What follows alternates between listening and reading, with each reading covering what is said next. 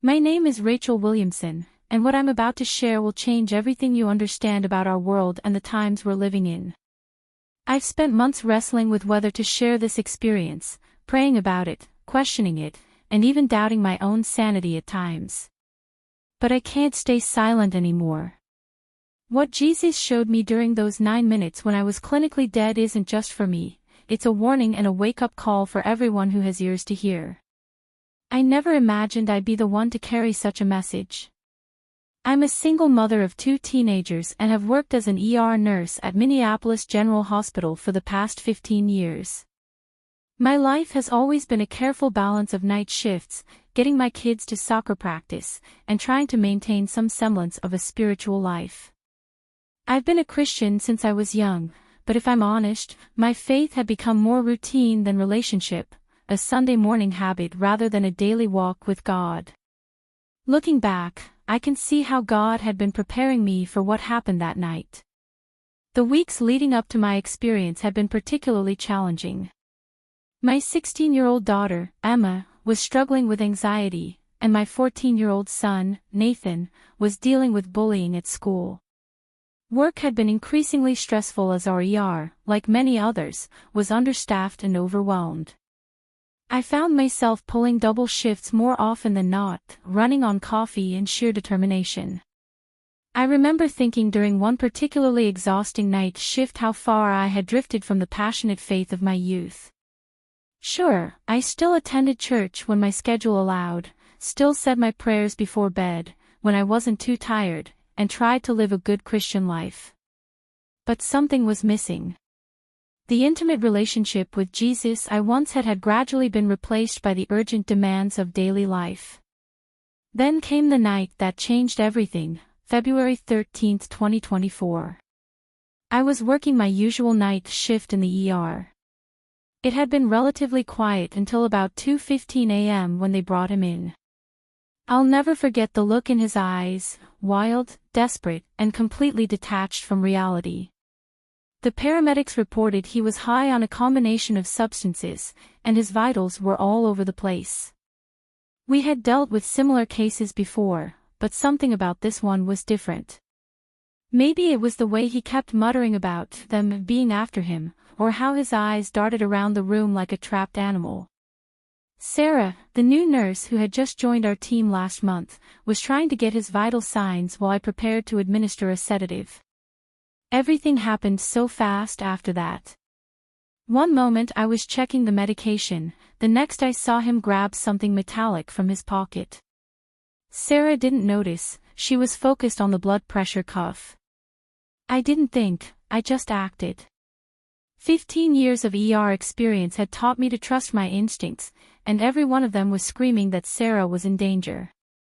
I lunged forward, pushing Sarah out of the way just as he swung what I now could see was a concealed knife. The pain didn't register immediately, just a strange pressure in my chest. I remember looking down and seeing red spreading across my blue scrubs, thinking absently how that stain would never come out. The last thing I heard was Sarah screaming for help and the code blue alarm blaring through the speakers. Then everything changed. The transition was unlike anything I could have imagined. One moment I was aware of the chaos in the ER, the shouts, the alarms, the fluorescent lights, and the next, everything was still. The pain was gone, replaced by a profound peace that defied description. I felt weightless, free from all physical constraints, and more alive than I had ever felt in my body. The light came next. Not the harsh glare of hospital fluorescence, but something entirely different. It was living light, if that makes any sense, light that seemed to hold wisdom and love within its very essence. It didn't hurt to look at, instead, it felt like I was being embraced by pure love. That's when I heard my name, Rachel. The voice resonated through every part of my being. It carried such authority and gentleness that I knew, with absolute certainty, who it was. Even before I turned to look, I knew I was in the presence of Jesus Christ. Nothing in my 47 years of life, not even my years of church attendance or Bible study, could have prepared me for what it felt like to be in His presence. The love that emanated from him was overwhelming, not in a frightening way, but in its absolute perfection. His eyes, how can I describe them? They held such depth of love and understanding that I felt completely known, yet completely accepted despite all my flaws and failures. He wore robes of light that seemed to be woven from holiness itself, and his face, I struggle to find words adequate to describe it. It radiated with a glory that our human language simply cannot capture. It was both terrible and beautiful, powerful and gentle, holy yet approachable. "My daughter," he said, and his voice carried the weight of eternity, "I have brought you here for a purpose. There are things you must see, things my church needs to understand about the times that are rapidly approaching." I found myself able to speak, though not with physical words. "Lord," I asked, "am I dead?" His smile held such tenderness it brought tears to my spirit. "Your body lies between life and death for these moments. You will return, for you carry a message my people desperately need to hear. But first, you must witness what is to come. I will show you the final 5 years of this age, events that will shake both heaven and earth. Some will dismiss what you share, but others will hear and prepare. The time is short, Rachel, and my children must be ready." What he showed me next would forever change how I viewed our world and the times we're living in. But before I share those visions, you need to understand something crucial. This isn't about fear. It's about preparation. It's about love. God loves his people so much that he's providing warnings and guidance for what's coming. As Jesus took my hand and the visions began to unfold, I understood why he had chosen someone like me, a single mom, an ER nurse, someone who understands both struggle and faith, to share this message. Sometimes the most important messages come through the most ordinary people. As Jesus held my hand, time and space seemed to fold around us. The first vision began to unfold with crystal clarity, and I understood I was being shown events that would mark the beginning of the final 5 years of this age. "Watch carefully," Jesus said, his voice filled with both authority and sorrow. "What you're about to see is the first year of great deception." I saw our world, but from a spiritual perspective that took my breath away. It was like seeing two realities layered over each other, the physical world we all know, and a spiritual dimension teeming with activity.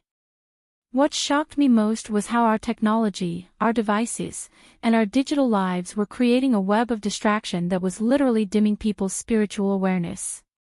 The vision zoomed in on a series of events that Jesus explained would trigger the final countdown. I watched as a cascading series of financial crises swept across the globe.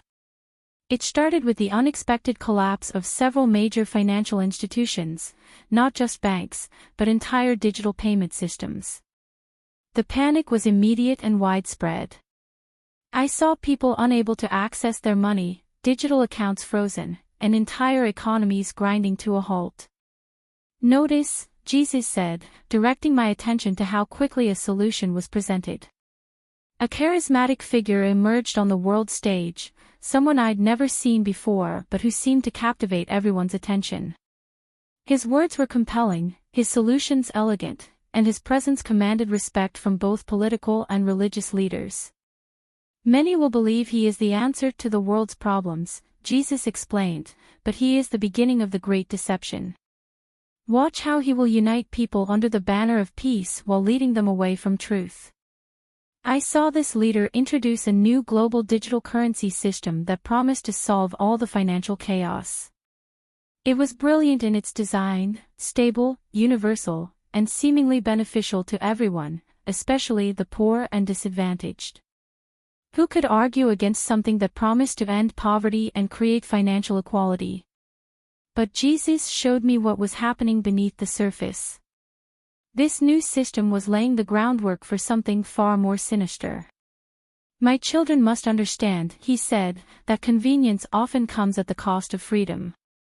Many will embrace these changes without recognizing the spiritual implications." The vision shifted to show me how this new financial system began to merge with revolutionary biotechnology. It was presented as a natural evolution, a way to make transactions more secure, healthcare more efficient, and life more convenient. I watched as people eagerly adopted these innovations, seeing only the benefits while blind to the spiritual consequences. During this first year, I saw subtle but significant changes in how Christianity was viewed by society. It wasn't obvious persecution, not yet. Instead, it was a gradual shift in public opinion. Traditional Christian beliefs were increasingly portrayed as outdated, intolerant, and harmful to social progress. Churches that held firm to biblical truth found themselves under mounting pressure to conform to new cultural standards. "This is how it begins," Jesus said. Not with outright persecution, but with the subtle pressure to compromise truth for acceptance. Then the vision shifted to the second year, and the pace of change accelerated dramatically. I watched as the new global system, now firmly established, began to transform society in profound ways. The integration of digital currency with biotechnology reached a new level, something that made my nurse's heart race with both amazement and dread. They called it the Great Convergence, a revolutionary bio-digital integration system that promised to enhance human capabilities while ensuring universal access to healthcare, finance, and social services. As a healthcare worker, I could see the apparent benefits: instant access to medical records, real-time health monitoring, automated drug dispensing, and perfect tracking of treatment compliance. But Jesus showed me how this system would become the foundation for something far more controlling. "Watch how the division begins," Jesus said, and I saw society beginning to split into two distinct groups, those who embraced the new system and those who questioned it. The pressure to conform was intense, coming from every direction: employers, schools, healthcare providers, and even family members. Churches were particularly affected. I watched as congregations split over how to respond to these changes. Some embraced the new system, incorporating it into their operations and encouraging their members to do the same. Others stood firm in opposition, seeing the spiritual dangers that many were blind to. During this time, a religious figure emerged who seemed to bridge the gap between technology and spirituality. He performed what appeared to be miraculous signs and wonders, using technology in ways that seemed supernatural. I watched in horror as he called down fire from the sky, though Jesus showed me it was actually advanced technology disguised as divine power. "Many of my children will be deceived," Jesus said, "because they haven't developed true spiritual discernment. They've relied on external signs rather than knowing my voice through intimate relationship." The natural world was also changing. I witnessed increasing natural disasters, earthquakes, floods, and strange weather patterns that defied scientific explanation. But most shocking was how these events were interpreted and used to further the agenda of the New World System. "These are birth pains," Jesus explained, "but they will be used to convince people that only a unified global response can save humanity. Many will choose temporary security over eternal truth." I saw how these first 2 years set the stage for everything that would follow. The choices people made during this time, whether to embrace the new system or stand firm in faith, would determine their path through the increasingly difficult years ahead. What broke my heart most was seeing how many Christians were caught completely unprepared. Those who had built their faith on comfortable Sunday routines rather than deep relationship with Jesus were easily swayed by the deception. Their faith, never truly tested, crumbled under pressure. But I also saw hope. Communities of believers who had heeded the warnings and prepared spiritually were standing strong.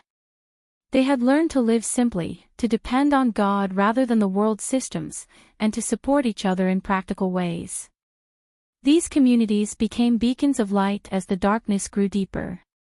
"Remember," Jesus said, his voice filled with both authority and love, "I show you these things not to frighten my people, but to prepare them.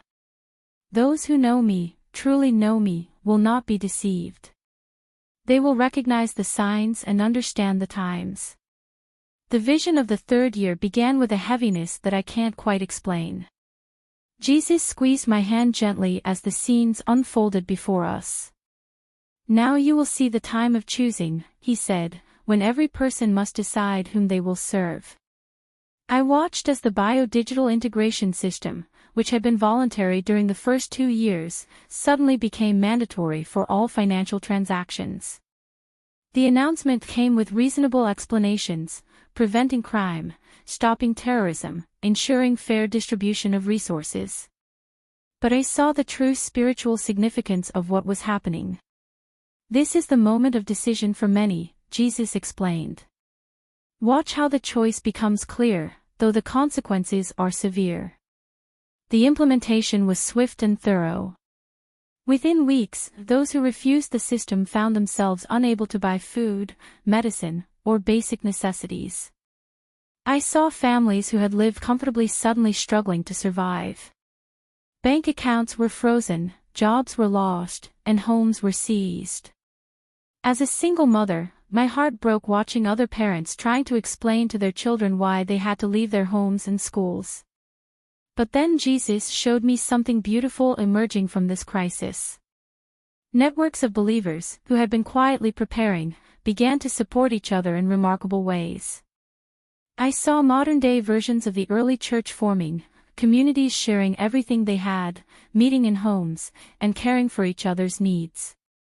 "Notice," Jesus said, "how my true church thrives even without the world's systems." I witnessed extraordinary miracles of provision. Food multiplying in pantries, mysterious deliveries of supplies appearing on doorsteps, and underground networks operating with supernatural protection. Some believers who had positions of influence became modern-day Josephs, secretly channeling resources to help their brothers and sisters in faith. During this 3rd year, supernatural activity intensified on both sides. The false religious figure I had seen earlier began performing even more spectacular signs and wonders. His displays of power were broadcast globally, convincing many that he spoke for God. But Jesus showed me how these miracles were counterfeits, impressive but empty of true spiritual power. "My genuine power will flow through my faithful ones," Jesus explained, and I saw humble believers performing real miracles, healing the sick, multiplying food, and even raising the dead. But unlike the public displays of the false prophet, these miracles happened quietly, drawing people to Jesus rather than to human personalities. As the 3rd year progressed, I saw a mass exodus from traditional religious institutions. Churches that had compromised with the system became enforcement centers, pressuring their members to accept the new order. But true believers found themselves drawn to underground gatherings, meeting in forests, caves, and homes, much like the early church. The vision shifted to the 4th year, and the atmosphere grew even darker. "Now you will see the time of testing," Jesus said, his voice filled with both sorrow and strength. "But remember, I am with my people through it all." The charismatic world leader who had emerged during the 1st year suddenly changed. His mask of benevolence fell away, revealing a chilling darkness. I watched as he demanded not just compliance with his system, but worship.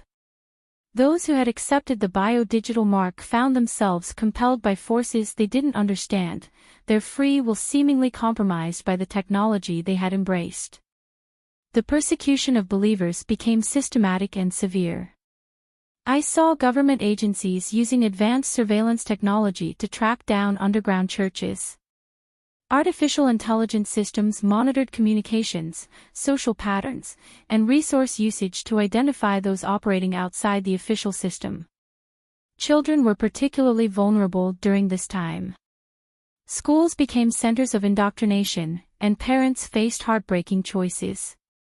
I saw families going into hiding to protect their children's faith, creating secret networks of home education and spiritual training. "Watch how the young ones become mighty warriors of faith," Jesus said, and I saw teenagers standing firm in their faith, leading others to truth even in the face of severe persecution. As a mother, this touched me deeply, seeing young people choosing Jesus despite the cost. But even in this darkness, the church was growing exponentially. Every act of persecution seemed to spark more conversions. I watched as government officials, sent to arrest believers, encountered God's power and joined the very communities they were supposed to destroy. The underground church developed new ways of operating. Technology that had been meant for control was sometimes divinely repurposed to spread the gospel. Believers developed secret communication systems, and supernatural wisdom was given to stay one step ahead of the authorities. What struck me most during this 4th year was the contrast between those who had accepted the mark and those who had refused it. Those with the mark seemed to lose something essentially human. Their eyes had a vacant look, their emotions became muted, and their ability to respond to spiritual truth seemed blocked. But those who had rejected it, despite their physical hardships, were more alive and spiritually attuned than ever. This is why the choice is so crucial, Jesus explained.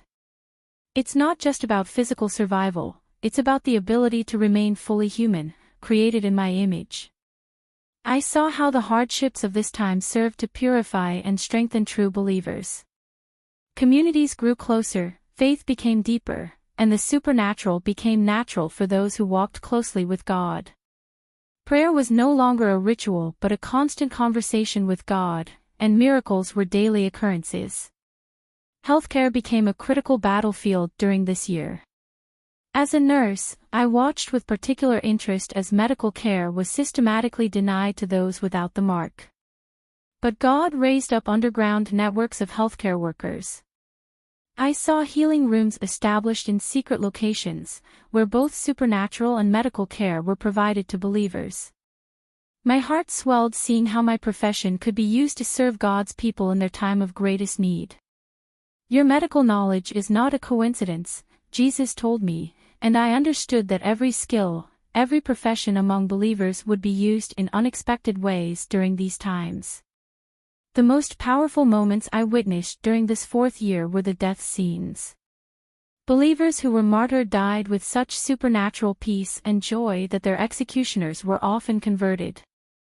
I saw stadium executions intended to inspire fear instead becoming revival meetings, as the condemned sang praises and forgave their killers with supernatural love. As the vision of the final year began, the atmosphere changed dramatically. There was a palpable sense of both dread and glory, darkness and light reaching their peak intensity. Jesus' grip on my hand tightened slightly, and I could feel his deep love for his people pulsing through that simple touch. Now, he said, his voice carrying both authority and tenderness, you will witness the culmination of all things, the darkest hour and the greatest glory together. The 5th year opened with the implementation of a mandatory global worship system. The leader who had first appeared as a benevolent savior now openly declared himself to be God. I watched in horror as massive holographic displays were erected in cities worldwide, broadcasting his image. 3 times daily, everyone was required to bow before these images. The technology that had been implanted in people through the mark responded to their movements, monitoring compliance. Those who had accepted the mark found themselves compelled to worship. It was heartbreaking to watch. They moved like puppets, their free will seemingly gone. The technology that had promised to enhance their humanity had instead stripped them of it. I saw people I recognized, former church members, colleagues from the hospital, even some who had been passionate Christians, mindlessly bowing before the images. This is why I warned them, Jesus said softly. The mark was never about economics, it was about ownership of the soul. But in stark contrast to this darkness, I witnessed the most extraordinary demonstrations of God's power I'd ever seen. The underground church, rather than being extinguished by persecution, was blazing with supernatural glory. Believers who had learned to live by faith during the previous years were now walking in remarkable authority. I saw miracles that rivaled those in the book of Acts. Food was multiplied daily in hidden communities. Sick people were healed instantly through simple prayer. Some believers even had the ability to become invisible to surveillance systems, walking right past security checkpoints as if they were hidden by God's hand. The natural world was in chaos. Unprecedented earthquakes shook the earth. Strange signs appeared in the heavens, blood moons, mysterious lights, and cosmic disturbances that scientists couldn't explain. The weather patterns had become so severe and unpredictable that global food production was severely impacted. Yet in the midst of worldwide famine, communities of believers never lacked provision. "Watch how my glory is revealed even in judgment," Jesus said, and I saw how these natural disasters repeatedly caused people to question the false god they were worshipping. Every disaster became an opportunity for believers to demonstrate God's love and power. The most remarkable thing I witnessed during this final year was what Jesus called the last great harvest. Despite the intense persecution, or perhaps because of it, people were coming to faith in unprecedented numbers. Every time believers were publicly executed, dozens in the crowd would suddenly fall to their knees in repentance. I saw underground baptismal services where hundreds were baptized in secret locations. Former atheists, Muslims, Hindus, and even those who had been part of the false religious system were encountering Jesus in dreams and visions. The very technology meant to control people was sometimes hijacked by God to spread the gospel, mysterious messages of truth appearing on the global communication networks. But then came the darkest part of the vision. The world leader, enraged by his inability to completely stamp out the Christian faith, launched a final all-out assault on believers. He introduced what he called the purification protocol, using artificial intelligence and the global surveillance system to identify and eliminate every person who refused to worship him. I witnessed scenes that broke my heart: families being torn apart, children being taken from parents, massive roundups of believers. But what amazed me was the supernatural peace I saw on the faces of those being persecuted. They had been prepared for this moment. Their faith wasn't theoretical anymore, it was tested and proven. "Remember," Jesus said, "in their weakness, my strength is perfected." I saw how the underground church had developed an intricate support system. When children were taken from believing parents, others were ready to rescue them through supernatural means. When believers were arrested, prison guards who had secretly come to faith would help them escape. Every act of persecution was met with an even greater act of God's intervention. Then Jesus showed me something that left me in awe: the preparation of the bride of Christ. Those who had remained faithful through all the persecution were being transformed. There was a visible glory about them, a supernatural love that touched everyone they encountered. They had learned to live completely by faith, totally dependent on God, and it had changed them into the image of Christ. "This is what I am returning for," Jesus said, his voice filled with love and pride. "A bride who knows me intimately, who has been tested and refined, who loves me more than life itself." Then came the moment that changed everything. Just when it seemed the darkness would overwhelm everything, the sky itself was torn open. The return of Christ was nothing like I had imagined from my years of Sunday school teachings. The sky rolled back like a scroll, and glory brighter than 1,000 suns burst through. I saw Jesus, no longer as he appeared beside me in the vision, but in his full glory as King of Kings. The sight was so overwhelming that I fell to my knees in the vision. He appeared with countless angels and the saints who had gone before. The army of heaven was beyond anything human words can describe. As this glory unfolded, I felt myself being pulled back. "It's time for you to return," Jesus said, his voice once again gentle and personal. "You must share what you've seen.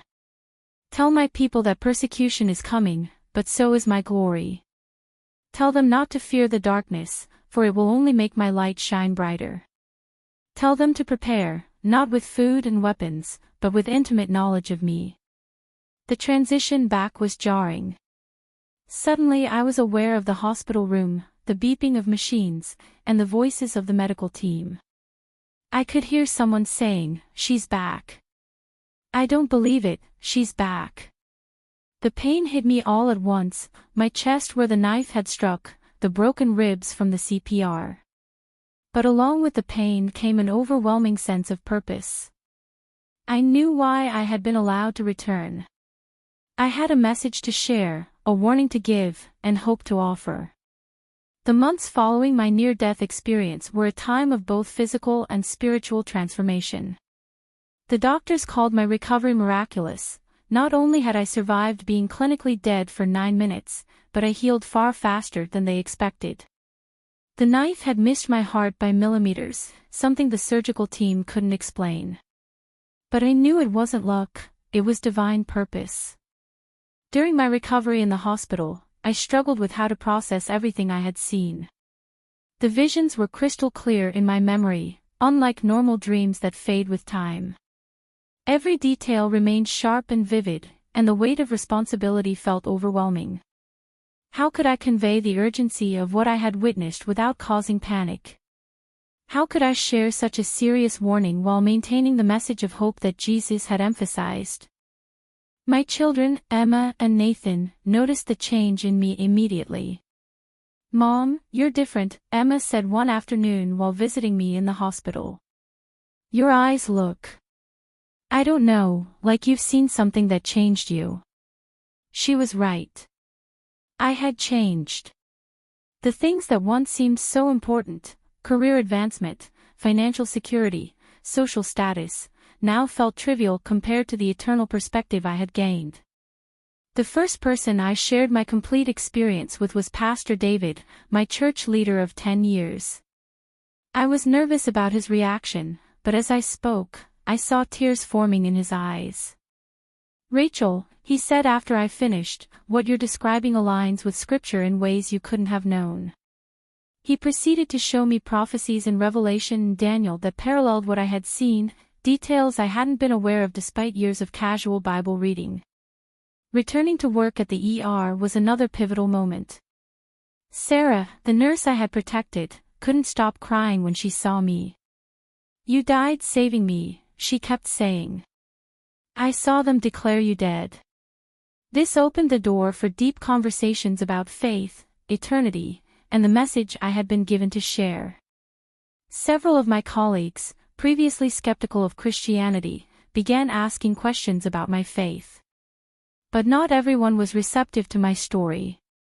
Some family members suggested I had experienced hallucinations from lack of oxygen to my brain. Others politely changed the subject whenever I brought it up. A few close friends stopped returning my calls altogether. This rejection hurt, but Jesus had warned me this would happen. What surprised me most was how my experience changed my parenting.